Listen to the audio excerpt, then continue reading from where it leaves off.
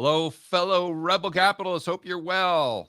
In the news today, or this story is from a couple days ago, they are talking about how we need to smash misinformation in the metaverse moving forward into Zuckerberg's dream world, the betaverse for all the beta males in the world who are low on testosterone, the soy boys out there, their dream fantasy world, the world of make believe and virtual reality. In the betaverse, we need to be just as concerned about misinformation as we are here in the world of reality. We need to have just as much censorship, if not more censorship, in the betaverse than we have right now, or what we will see here in the world of reality. I don't know what the real world is, the real verse, maybe. We'll see what they call it in the future. But let's check out this article. And I want to go over this not to just highlight the news, but also remind everyone the slippery slope this puts us on. Whenever you've got people who are in favor of censorship throughout history, they have always been the bad guys. Always. So why should it be any different today? I don't think that it is. I think we look back in 30 or 40 years on what's happening right now in 2020 and 21, and the history books and the people at that time will basically look on this at this period and just scratch their heads and say, how could it have gotten to this place? As Americans, how could we have let this happen? The exact same things that we now say about Germany back in the 1930s. So let's look at this article. You'll see what I'm talking about. What you hear about the cerveza sickness in the metaverse should scare you. I like how they're just leading with how you need to be afraid, afraid, afraid. Therefore, we've got to increase censorship. That's the only way for you not to be afraid.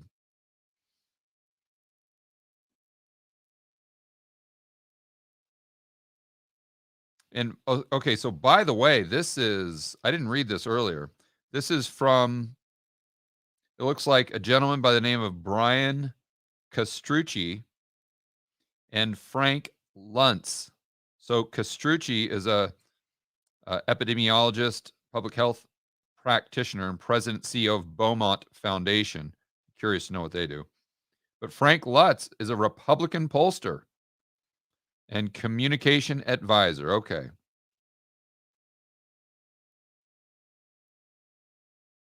So they talk about, oh, okay, good. Boy, for a second there, I thought my highlights disappeared like they always do. Okay, we're all good.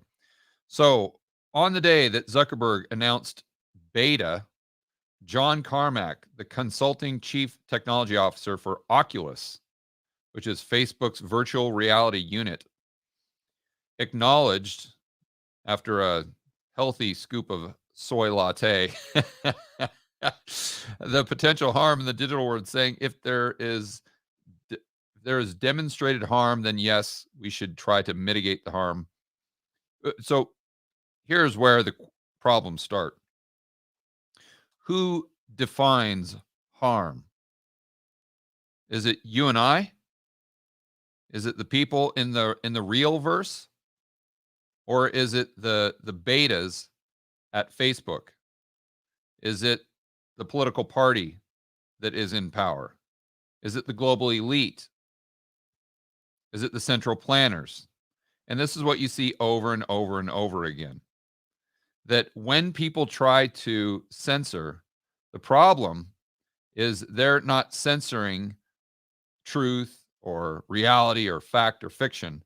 What they're doing is they're just censoring what they don't want you to read or what they don't want you to see. Then he goes on to say, I think generally the right thing to do is wait until harm actually manifests. So you would say, okay, well, that seems reasonably logical that we'd actually wait for harm. But then the authors say, oh, no, that is bad. We do not want to do that. They say that's akin to the fire department arriving to a house only after it's been burned to the ground and has been made clear during, as has been made clear during the cerveza sickness, we already are too late. So, first of all, this is where the article really starts to derail. And they can't even get this analogy right because it's not like waiting till the house burned down. What it's like is it's like trying to read the thoughts of every single person in the community to determine who has the probability of creating a fire in the future and therefore putting them in jail prior to them starting the fire. This is Minority Report. So this is not waiting until something manifests. This is preemptively trying to determine what people are going to do and then stopping them from doing what they may or may not do in the future based on artificial intelligence and just like the movie Minority Report.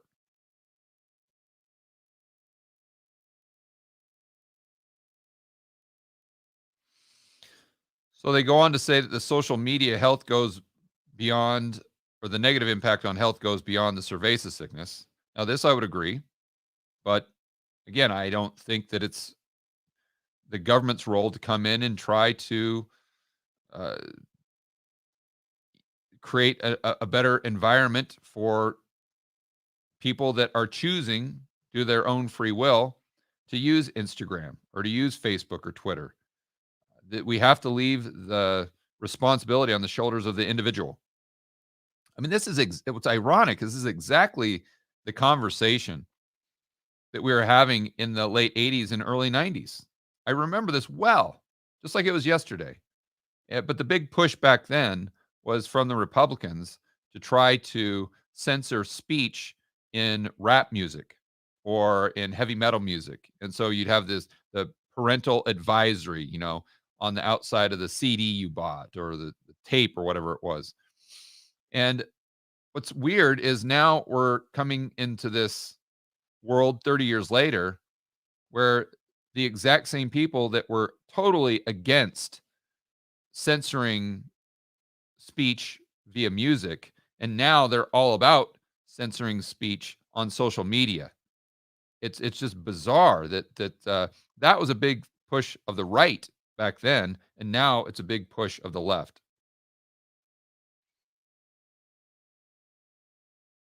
And here again is where the thinking in this article is incredibly shallow. It's very weak. And here's an example of that. In the real world, there are rules and regulation in place to protect the public. From food, product safety to air, water quality measures, Americans expect some level of common sense. Okay, who's going to define what common sense is? Because you could look at what's happening in Australia right now. They're just sending people that have the cerveza sickness into quarantine camps. And not only that, people that have been in contact with them. And for the Australian government, they think that's common sense protection. But here in the United States, even maybe the authors of this article would say, no, that's not common sense. That's tyrannical.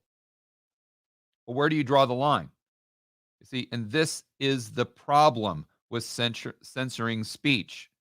I mean, free speech is really defined by, in my opinion, by allowing speech that you don't agree with, by allowing speech that you find detestable. That's really the measurement of free speech, or if a society truly has free speech, in my opinion. So we start to get into this world of opinions where the world is, or the laws, I should say, are put into place based on opinion of whomever is in power instead of based on principles. And this is why I say over and over and over again, we have to remain principled in our views. So let's unpack this a little more. Americans expect some level of common sense protection from known harm for things we use and consume daily. But again, this can ebb and flow with whatever the political belief system is at the time, or whatever the mainstream media is trying to jam down your throat, or whatever the narrative is of the vocal minority, right? So we shouldn't base things on quote unquote common sense. We should base things on principles. So, as an example, if there is some sort of damage to private property, then that should be a law. That should be illegal. But you have to wait until the damage is done. You can't do it in a preventative fashion. You see? So let's look at seatbelt laws. They're bad. I'm not in favor of seatbelt laws. That's not principled. That's just a politician waking up and saying, oh, well, that makes common sense. Okay, you've got to allow people to make their own decision. Helmet laws, exact same thing. And then you say, well, what about DUIs? What about DUIs? You've got to let people make their own decision. Now, if that results in a destruction of private property, then you go ahead and do something. That would be a society that's built on principles. And you say, oh my gosh, George, then everyone's going to be driving around, driving drunk and killing people and doing all these things. Not really. You look at what the DUI rates or the death rates from drunk driving in like the 70s and 80s, and they were definitely higher than they are today. But then you have to say, okay, well, that's a benefit that we've decreased freedom to the degree that we now have fewer deaths as a result of DUIs. But then you have to look at the cost. And there's a cost on the overall burden to society with a reduction of freedom and liberty in the first place. You see? And then if you want to use that logic that by having a DUI law, it makes people safer. Okay, great. Well, then why are we allowing cars? Why don't we ban alcohol? You see, where do you draw the line there? And that's where just relying on common sense is a bad idea, because what is common sense today may not be common sense tomorrow, and vice versa. You see, let's go back to 1905, Jacobson versus Massachusetts. That seemed like common sense. But what they didn't realize is that common sense would be used to legalize eugenics 22 years later. That's the slippery slope I'm talking about. That's the price you pay. That's the gamble you take if you allow politicians to just willy-nilly make any type of rule they want for the greater good without taking a stance or without taking an approach that's grounded in principle.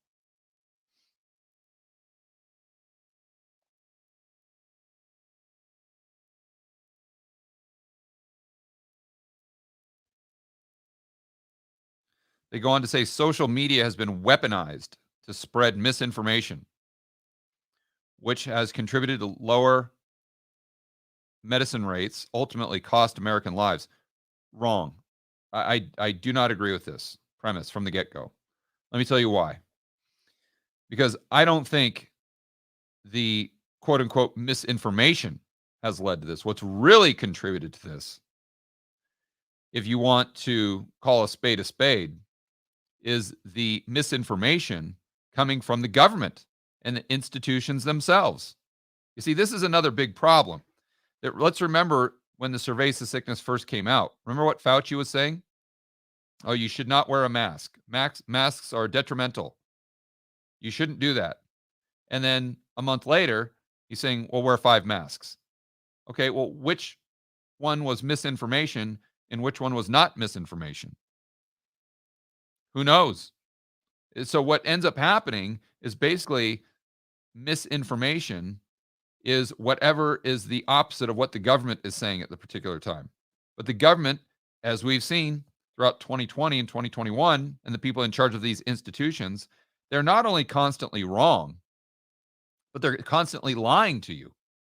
And they've admitted multiple times that they have lied to you, and they've always used the excuse, well, we had to lie because it was for your good, because you're just too stupid to do the right thing in the first place.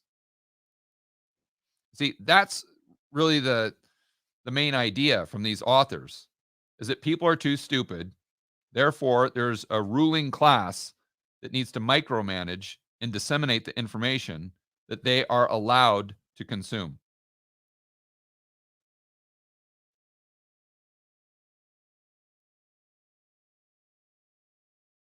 And they go on to say, even in the era of hypersensitivity to free speech and expression, okay, much of it deserved 53% of Americans agree social media companies should restrict or remove what they determined to be misinformation and disinformation about cerveza sickness and vaccines.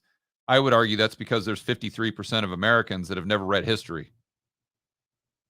They don't understand they think that, well, why not have common sense rules? Why not? It just makes sense. We have common sense rules in our household to manage the kids.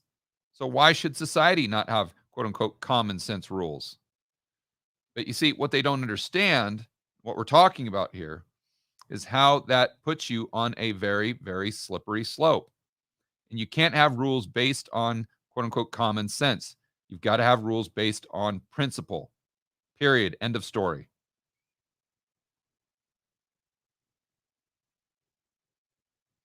We have the opportunity to address vulnerability,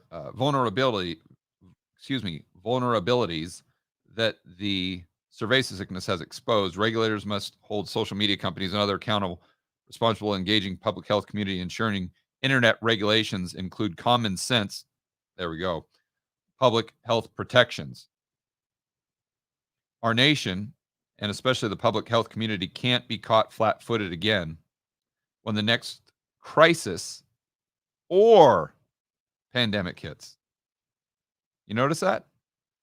Not when the next pandemic hits, but the next crisis.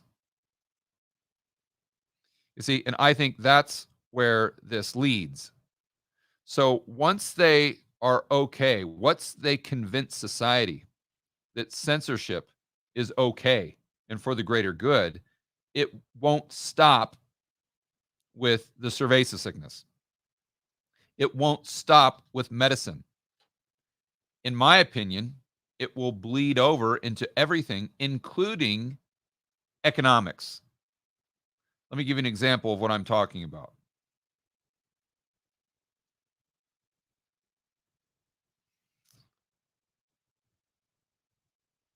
This is from CNBC. And it says, if you don't get a 6% raise, are you taking a pay cut due to inflation? Here's what experts say. And this is just pure propaganda. If you guys remember the videos from the last couple weeks, you'll remember that the government has tried to spin inflation to, or the spin that they're trying to put on inflation is to say that, oh, it's just a problem of the high class. The middle class and poor, it really doesn't affect them. And they're better off because we have higher rates of employment. So it's just really a rich people problem. And that's what they first tried to come out and say. And then, of course, they got a lot of pushback because that's absolutely ridiculous. But now what they're trying to do is continue to spin it to say, well, it's inflation. It really doesn't affect everybody. And basically, their argument is inflation has gone up to 6.2%, hitting a 30-year high.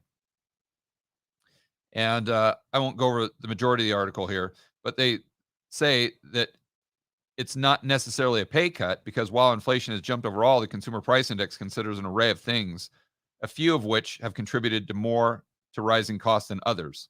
So they go on to say that energy, shelter, food have gone up, but everything else hasn't. So quit your bitching, average Joe and Jane, you plebs in the real society.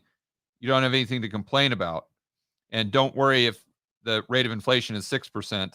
You don't have to get a 6% pay increase to compensate for it because inflation can be in different areas with different items.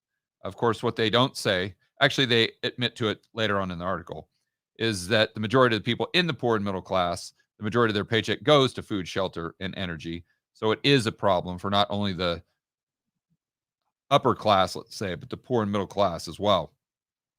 But more importantly, sticking to them, kind of going off topic, what I wanted to point out is this year over year inflation rate at 6.2%. Okay, now most of you on this live stream right now would say that's nonsense. The rate of inflation is much, much higher than 6.2%. Okay, well, let's go back to the original article. And I'm going to read this one more time. Our nation, and especially the public health community, can't be caught flat-footed again when the next crisis.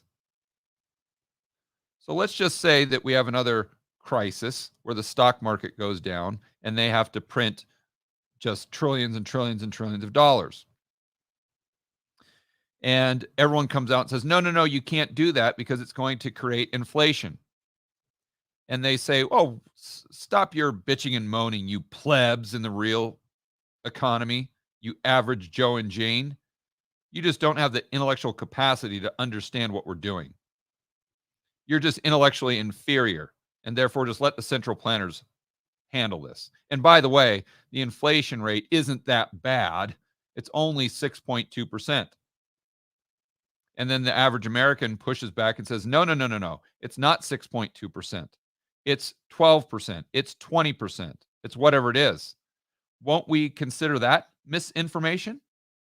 Because the government is saying that it's 6.2%. So if you say that it's 20% on Facebook, why should you not be censored? You're distributing misinformation that conflicts with the mainstream narrative. And therefore, you and your words are dangerous. Let's just say that you believe men can't get pregnant. That's dangerous for society. That's going to create a hate crime. And therefore, you need to be punished and you need to be censored if that's your view. Let's just say that you believe that the government shouldn't make the medicines mandatory for 5-year-olds. Well, that's medical misinformation, and you need to be censored. You need to be doxxed for those views. Let's just say that you don't believe we should have cerveza sickness quarantines like they have in Australia. Well, that's a very, very dangerous view to have if that's what the government wants, because the government is doing what's best for society, and you need to be censored. Yeah, you guys get the point. I think I'm beating a dead horse here, but I just wanted to give you a quick illustration from economics to see where this can lead, and in my opinion, where it will lead if the censors have their way with the cerveza sickness. What I want, even if you're someone out there that believes that we should censor misinformation, just remember that the censorship will not stop with the cerveza sickness. I can assure you of that. Even if we get the cerveza sickness in the rear view mirror, they're still going to want more and more censorship to the point where they completely control what the mainstream narrative is and what you believe and what you don't believe, because that's all the information you have access to. It's exactly what they did in communist Russia. They tried to limit the information that was going to the people. So therefore, they thought that they were rich and all the Americans were dirt poor. Or anyone in the Western civilization, then they had a lack of freedom. When it was the Russians in communist Russia, they were the ones that were truly free. See, that's the spin. That's the 1984 type of environment that we can find ourselves in if we don't push back on censorship today. And I'll give you one more, and I won't go into this because you guys can see that will get me in trouble with YouTube here. But there was a certain group that burned books. So I would encourage all of you just to put yourself in someone's shoes during this time. Do you think the arguments for burning books at any time throughout history were any different than the arguments for censoring social media today? The answer is no. You're always going to have the same argument that we have to get rid of misinformation for the benefit of society at large, whether that's burning books or whether that's just censoring people on Facebook or Twitter or Instagram. It's the same philosophy. And just like the people in Germany at this time were on the wrong side of history, or whenever people were burning books, the same is going to happen with the people that are encouraging or trying to push for censorship today.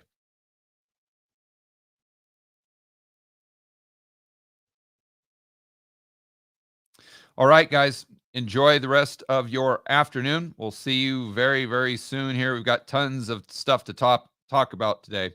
So always remember to stand up, fight for freedom, liberty, free market capitalism, and we'll see you in the next video.